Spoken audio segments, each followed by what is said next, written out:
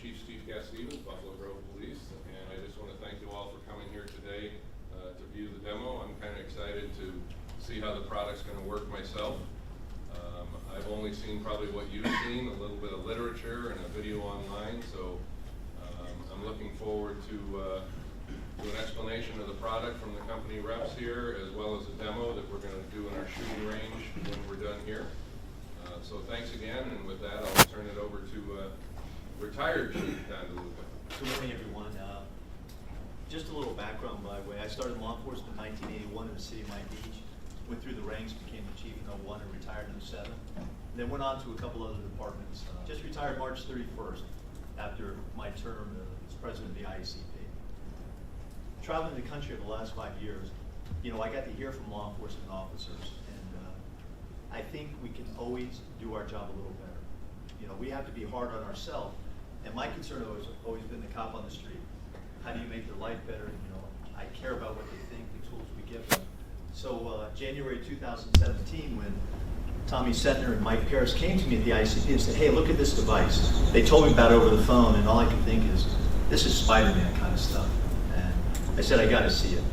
So they showed me the device and how it's progressed. So I think this device fills a gap in policing.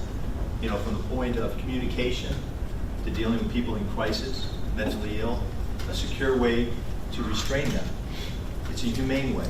You know, what we do in the view of outsiders doesn't always look right. It doesn't look nice. You know, we have to put our hands on people, use pain compliance. This doesn't replace anything. It supports the law enforcement officer. It's a device that can be used at certain times. So I think as you hear from the different persons who are going to talk today, you'll see it. But I think the real wow is going to be when you use the device for the first time. Good morning, and Chief, thank you for hosting us. I retired about 3 years ago from LA County Sheriff's. I oversaw patrol operations for the department. In patrol, we had about 5,000 sworn, and so you can imagine the amount of force that we used in that 5,000.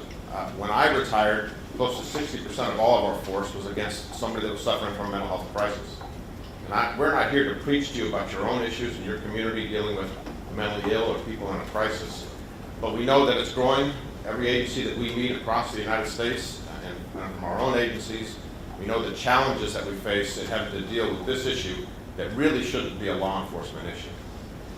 And so the reason for this product is a different way of dealing with the mentally ill, not a pain compliance tool, but a tool to restrain somebody and give officers time and the individual time in order to deal with the situation before it escalates to get any worse.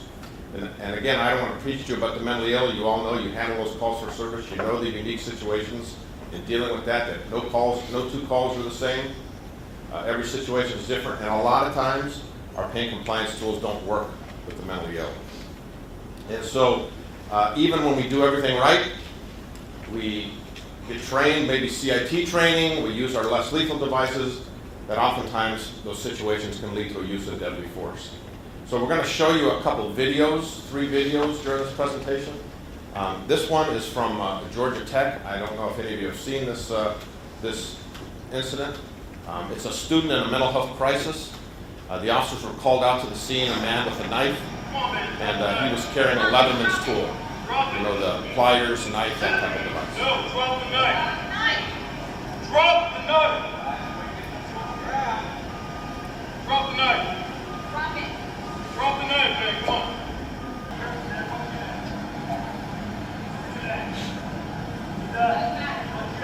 Drop it. So had anybody seen this video before? Nobody? That had led to a fatal shooting. The department was criticized for not having mental health training and not carrying tasers or any less lethal. And you know, as officers, as law enforcement, we hate to critique each other, we hate to put somebody down, but that's the only way we get better, and we do that all the time. When we do a warrant service or a tactical operation, we critique, we debrief, we find better ways to do it. And so they were faulted for what they did, and I'll remind you of this incident when we're out firing this device down the range, because we see this as the perfect opportunity to use this device and save this young man's life. In the colleges that we go to, and I'll speak specifically in California, we went to UCLA, and they like the device because they say the majority of their calls for service are dealing with students in a mental health crisis. The students that attend there, I'm sure in many universities, are on all types of medication. And what they're dealing with is those people on medication, drinking alcohol, using other drugs, and falling into some sort of mental health crisis. So, as officers, you know, we handle these situations with what we have in our gun belt. It's sometimes great to have less lethal in our trunk, you know, a 40 millimeter or a beanbag shotgun. I'm not sure if all of your agencies carry that or not, but generally speaking, the officers deal with the situation with what they have with them when they enter a house. They go on a call for service. And sometimes, even though they have all these less lethal devices, it doesn't mean that the situation ends the way we would want it to be, or that it actually solves the problem. So this next video is a video of LA County Sheriff's Department using some less lethal devices. So when we talk about critiquing, I can critique this one. I'm thankful that this happened after I retired, and you'll see why in just a minute.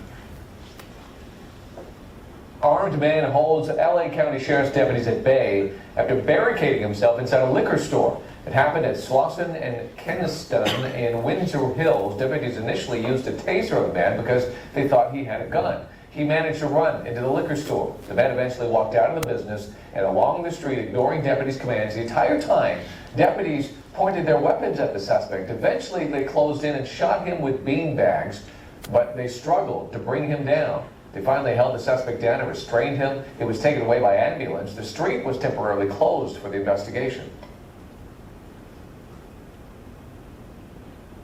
So the reporter said they pointed their weapons at him. They fired 40 millimeter rubber bullets. They fired beanbag shotguns. They used their taser. They used OC spray. And the only thing that worked at the very end was, you know, putting their hands on him and taking him to the ground.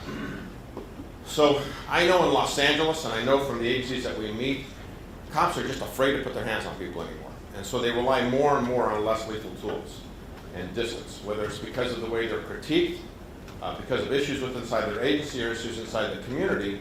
Police are just not the same as it was when I was a law enforcement officer in the early 80s.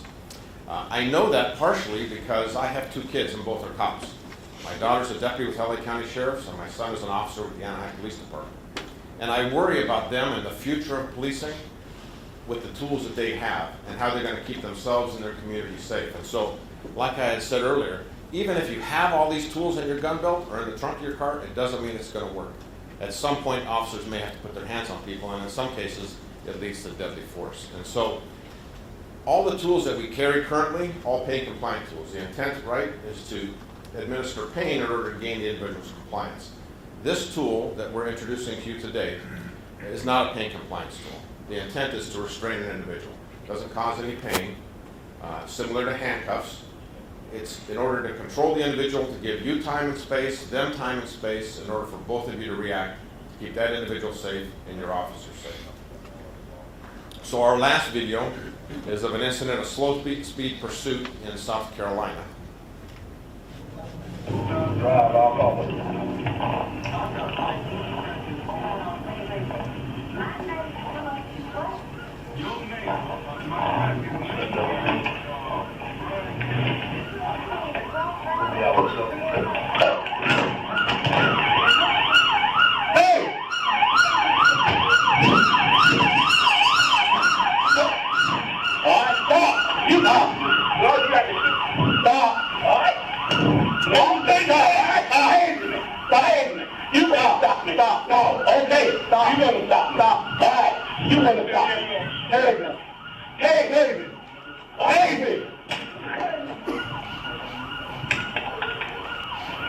So had anybody seen this video before?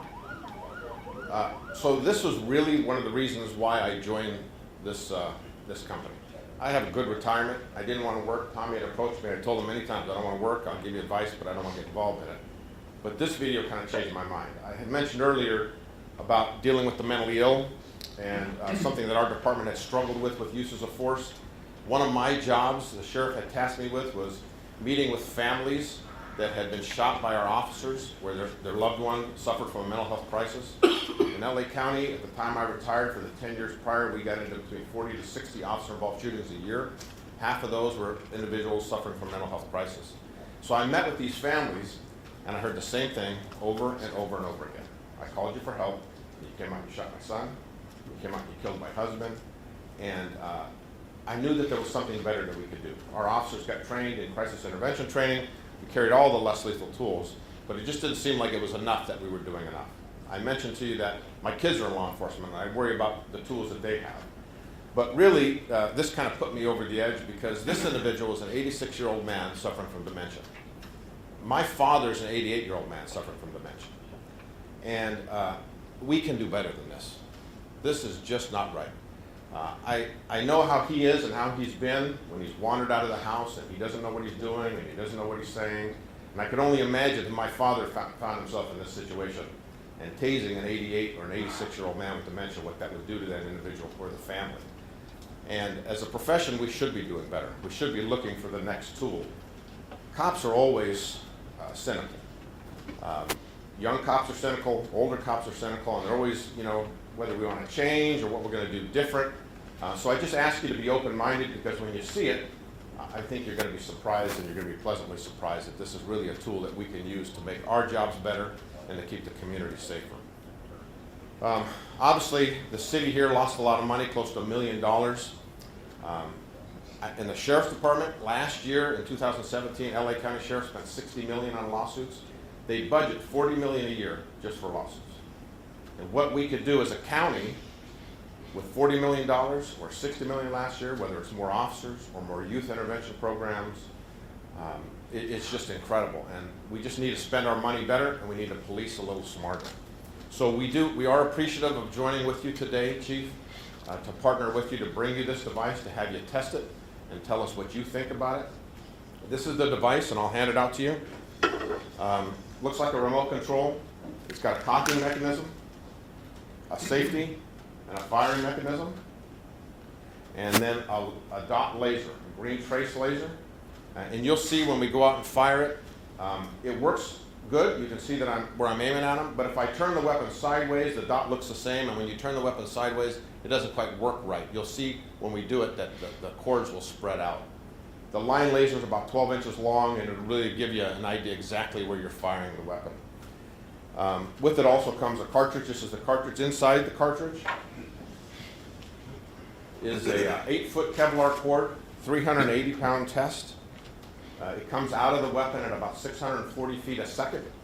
It's got 2 4-pronged hooks on each end. And basically it comes out like this, not straight at you, but comes out like this, wraps around the individual about 2 times, and then holds them tight with the barbs. We know that there's only so much real estate on your gun belt. We have all kinds of stuff we carry.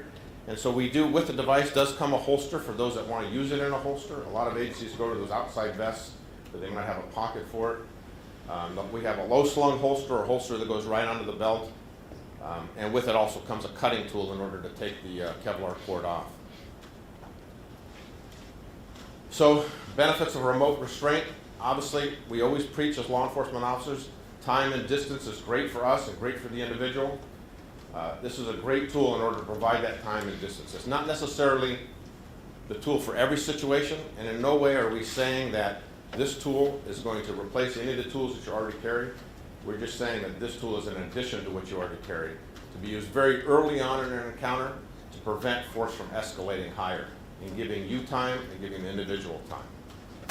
So, I'd be happy to answer any questions. Generally, the first question always is who has it? So I'll answer that for you first. It's really only been out to law enforcement agencies for less than a year. Last October, we took it to my agency, LA County Sheriff's. We gave it to them. They had it for about 5 months. They tested it, and they made multiple recommendations, and all of those we adopted. One was it didn't have a laser when they got it. They had difficulty aiming it, so we added a laser. The other was the strength of the cord and the consistency of the wrapping. So we strengthened the Kevlar cord. We added a 4th prong. At the time that they got it, it was 3 prongs, and so we made several adjustments. And then the beginning of this year is when we took it to other agencies. So in California, currently who has it is 2 other agencies, Santa Maria Police Department and the Los Angeles Police Department. In Wisconsin, Madison, Wisconsin has it. In Missouri, Springfield, Missouri, and Ferguson, Missouri. And Knoxville, Tennessee, Orlando, Florida, Miami Springs, Florida, Coral Gables, Florida. I know I've left something out. You get the idea. So several have it. We're here today In a couple weeks, we go to San Jose Police Department in Northern California, and then another agency in the Southern California area, San Diego. And so we've been requested from throughout the United States by a variety of agencies, and we can't give it to everybody, but we are bringing it to those agencies that are progressive, that are looking for new ways to do our job in a safer way. So, questions? Yes, sir. Is there restrictions on the use for your training, such as legs, arms, while moving, while Yeah. walking, while running? Okay, our recommendation is basically elbows and below. When we first developed it, we were focusing on the legs in order to restrict mobility, but a lot of agencies want to focus on the upper torso, center mass, control the arms. We don't necessarily recommend it for foot pursuits. It's not like when a taser, if you fire a taser at somebody in a foot pursuit, they really lose all control of their arms, they lose control of everything, right? They fall down. And I know that from experience in my old agency where we've killed people with a taser, we've paralyzed people with a taser. This is a little different. If you shoot somebody in the legs, they still have their hands to brace or fall. But that's not something that we're really recommending it for, because we're focused on the uncooperative individual, the individual suffering from mental health crisis. Agencies like Madison, Wisconsin, though, they're looking at it as a tool for foot pursuits, despite what we're saying that that's not really what it was designed for. That's an agency that uses the majority of their force as a result of foot pursuits, and so they're looking at a way to reduce that force and reduce those foot pursuits. So for them, that's what they're adapting it for. Yes, sir. Have there been any testing or instances where the officer made a mistake? I'm sorry. I can't hear. If the officer made a mistake in aiming, or if the person changed height for some reason that would go around their neck and constrict? Yeah, you'll see. It doesn't it's not like it's wrapping you like handcuffs where now you can't move, right? There's some play in it. It wouldn't kill you if it wrapped it around your neck. It's just not that tight like that. It controls the arms, it controls the legs, but it's not the type of tool where I fired at you and let you sit for 5 minutes. Some agencies, San Diego, for instance, likes to use the term shoot and swarm, where you'll fire it, control their arms, control their legs, and be able to swarm and take the individual down, so you don't have to escalate force using a taser or pepper spray or whatever, or an impact weapon. It'd be pretty hard to hit the neck, if you tried to aim for it, but it's not going to hurt you like that. Another one has been tested for if somebody has disrobed and they're said that they're doing something, they're naked, and there's kind of a barbed hook as it catches something. Yeah, I've fired it at people wearing short pants, and the barbs will dig into the skin. As I said about pain compliance, the intent of the tool is not to administer pain to gain compliance. It's just like the intent of handcuffs. There's no intent to issue pain to gain compliance. It's a restraint device. But if in handcuffs, if you struggle and you pull, you're going to hurt your wrists, right? You're going to cut them, you're going to hurt them. It's the same type of thing. If you struggle with this in it, there's a chance it's going to dig in your skin. Many of the agencies have taken it since we started this tour basically in January, February, and tested it internally, and they're in the policy writing phase right now, writing a policy to put it out into the field. So we haven't had anybody that's shot anybody that's naked or something like that. Yes, ma'am. What's the mobility like for the person that gets wrapped in it? In other words, if they have perhaps a gun in their pocket, can they move enough to get to that while being restrained? Yeah, there's probably, it does not, in other words, if you'll see it when we shoot the mannequin. If you shoot it around my elbows, my arms are like this, but I'm still going to be able to do this. It doesn't have the strength in order to take your arms from here down to here. That we would have to put it in some sort of a larger scale launcher in order to do it. And we were looking at a device that you could carry on you, knowing that we have all those other devices in the trunk, but they're in the trunk, and a lot of times they're not with us in a crisis when we may need to use it. So we were looking for something that would be on the person. I think when you see it, You'll start understand the first that. time, you'll get a real good understanding of the element of surprise they're going to have with the noise and with our experience in law enforcement. You tell me what you think their first impression is going to be. Yes, sir. Are there model policies for this, and does PERF Yes. have a policy on this yet? Not perf. We have written a generic policy, and then we've worked with the agencies that have it in the field and are putting it in the field, and we would be able to provide you samples of their policies. Everybody's different, right? Everybody's use of force policy is different, but at least we do have something that's being used. Yes? What's a per unit cost? The per unit cost is $800 a unit and $30 a cartridge. Yes, sir. Is there a shelf life for cartridges? No. There's no charging. The only batteries are for the laser, but there's no charging. You don't have to charge a device like a camera or a taser. Yes, sir. Talking about real estate on the duty belt and vest, have you guys talked with Taser or partnered with them at all to see about modifying a cartridge to work with their systems? No. No, I don't know that they would be interested. I don't know that we'd be interested. Yeah. In no way are we trying to compete with them or anybody else. Like I said, we're not trying to take their place. Yeah. Because we believe this tool would be used so early on in an encounter before it would get to the point that you need to use a taser. Yes, sir. Is the cartridge one time use only? You said that it comes with a cutting tool. Yeah, one time use only, and then we can reload it for training. It comes with a cutting tool right now. It's like a seatbelt cutter. And we did that because we know once you get somebody restrained like that, the last thing you want to do is bring a knife to it and cut it off. So the seatbelt cutter is the best thing. The seatbelt cutter that we have used, now that we've put it out, people have used it, it doesn't stay sharp very long. And so we're actually going to get some sort of form of medical scissors. It's going to be better, but that's where we're at right now. So when I talked to you about giving it out to agencies, that's why we haven't sold it, because we've made changes as a result of people coming back to us. When you see this and you hold it, you'll see on the back it has 2 screw holes. So one agency in Georgia had asked us to put a clip on it in order for them to clip it on their belt because they didn't care for the holster. So that's why the screw holes. So we make adjustments based on what the agencies are telling us. Yesterday and a few other agencies have said they don't like it in black. If you notice, our laser is green, while most lethal weapons we carry, the lasers are red. So we did that intentionally. We didn't think about the color so much, but in talking to these other agencies, we know that everything that's less lethal now is yellow. Taser, beanbag, shotgun. And so we're going to change the color. We just haven't quite decided on the color scheme yet, but it'll probably be a yellow version in order to alleviate any concerns that somebody might have that you're using a less lethal rather than a lethal. And that's because it's classified as a firearm by ATF because it's propelled by a half-charged 9mm blank. And so it sounds like a gunshot. It doesn't quite have the decibel range of a normal gunshot. But it is important to talk about that, the training issue with contagious fire, and a lot of agencies are concerned about it. And so that's why we're going to change the color of it, and training is so important to avoid that. There's actually a question I have. What is the training? We have, I'll introduce Mike Thomas right here. He's our training guy, and so if an agency decides that they're going to put it in the field, he comes back out. He does a train-the-trainer course. We have a 4-hour course, a PowerPoint. We have testing material that we've developed for the end user. And so we're here for you for that. The state of Georgia, you guys don't have a post of peace officer standards here? Okay. So most states do. State of Georgia has that governs all their police protocol. They actually went to, a couple agencies here, went to their state post and got the training certified, like in California, post-training that's certified as reimbursable by the state. And so that's what Georgia did with our training. So we do have it. Thank you for joining us here today, and thank you for viewing our training video. If you have any questions, please contact us at wraptechnologies.com.